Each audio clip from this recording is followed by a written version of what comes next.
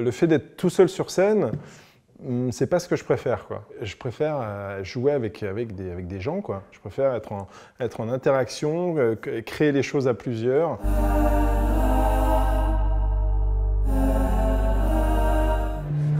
Ouah, la tronche! Ça se trouve, tu vas être assise à côté de lui dans l'avion. À tous les coups, il va venir te voir. Bip, bip, bip, bip, bip, bip, bip, bip, bip, bip, bip, bip, bip. Jeanne? On se connaît? Bah oui, tu te souviens pas? Ah, aucun souvenir. Et Tout le monde aime Jeanne, c'est l'histoire donc de Jeanne, qui est jouée par Blanche Gardin, qui est une jeune femme qui est dans un moment de sa vie un peu dans une impasse, et elle va croiser la route de Jean, mon personnage, qui est pile la personne qu'il faut qu'elle rencontre à ce moment-là de sa vie. Mais elle le sait pas dès le départ. C'est Jean, Victor, Jean. Enchanté. Bonjour Victor. Victor. Victor, ouais. Victor. Victor, il y a un C? Non. Ah si, V-I-C-T-O-R. Non, mais ça va, hein. Je suis habitué à ce que le français se trompe. Jouer avec Blanche Gardin, c'est particulièrement éprouvant. Oui, parce qu'il faut rester concentré. J'ai adoré jouer avec elle, parce qu'elle a beaucoup d'inventivité et elle a un jeu très très subtil dans le dosage de l'expressivité, de l'émotion, de l'humour évidemment. Et puis de prise en prise, il y a des micro-variations qui sont parfois vraiment très subtiles, mais qui, si vous êtes vraiment connecté à votre personnage, vous obligent à répondre différemment de la prise précédente, quoi. Et moi, j'adore travailler comme ça. En tout cas, t'es pas du tout décevante. Et c'est marrant parce que j'avais toujours pensé que t'allais mourir jeune. Donc je suis très content de voir que t'es en vie. Le personnage de Jean est-il le Big Lebowski français? Ben, j'aimerais bien. Dans la nonchalance, il y a quelque chose qui peut faire penser à Big Lebowski. Jean, dans le film de Céline, il a traversé un épisode dépressif, délirant même, puisqu'il a été interné, hospitalisé. Mais bon, il l'assume, il en parle, il arrive même à faire de l'humour. Et il est face à Blanche qui, elle, est plutôt dans un déni de sa propre dépression, donc c'est assez marrant à jouer. Et puis c'est un personnage qui n'a pas de filtre, anticapitaliste, un peu kleptomane. Tout ça est très politique quand même, mais c'est pas un donneur de leçons. Il est en même temps un peu intrusif, mais c'est pas totalement un relou. Ouais, Jean, c'est Jeanne. Elles sont en or, on ne sait jamais. Faut que j'y aille, moi j'ai rendez-vous avec un agent immobilier. Ah, tu vends ton appart? Pourquoi tu le vends? Je suis surendettée. Ah, félicitations.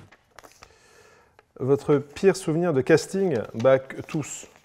Franchement, tous. Je suis nul en casting, j'ai toujours été nul. J'ai décroché très peu de rôles par casting, d'ailleurs.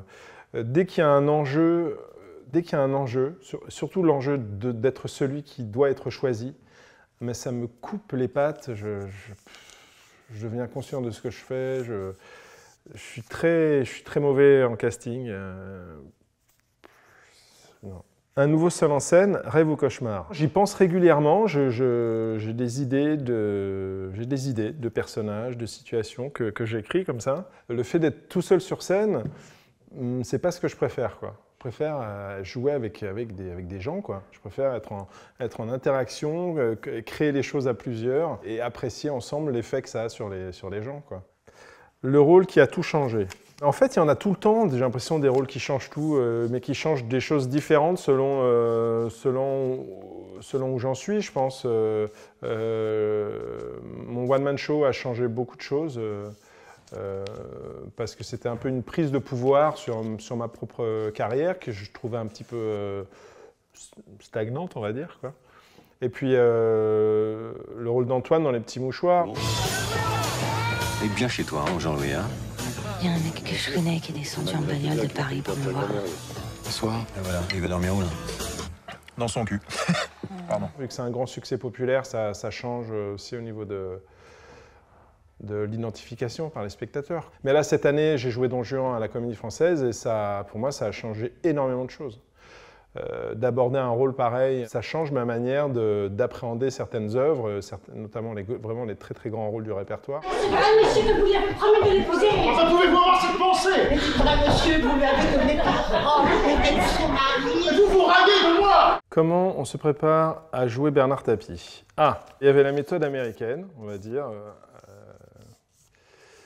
Se fondre totalement dans le personnage, physiquement, vocalement, tout ça. Et puis il y avait ce qui, moi, me paraissait peut-être, enfin pas que moi, hein, le metteur en scène, Tristan Ségala aussi, peut-être un petit peu plus intéressant, c'est que ce soit un mélange de lui et de moi. Donc il y a un petit peu de transformation physique, mais pas trop. Il ne s'agissait pas de devenir son sosie. Et puis au niveau de la physicalité, au niveau de la voix, je me suis pas plongé tant que ça dans des archives, j'ai essayé de faire ma version de Bernard Tapie, la version que j'ai en tête du personnage, presque plus une énergie, je dois lui ressembler, on doit comprendre que c'est Bernard Tapie, mais je n'ai pas vu le résultat encore, mais en tout cas, je ne pense pas disparaître derrière le personnage, quoi.